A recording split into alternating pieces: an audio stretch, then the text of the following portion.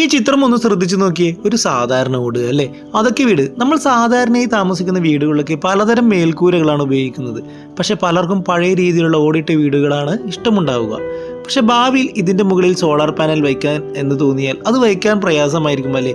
എന്നാൽ ഒന്നും കൊണ്ട് പേടിക്കേണ്ട. ആദ്യം കാണിച്ച ഓടിൻ്റെ ചിത്രം കണ്ടില്ലേ?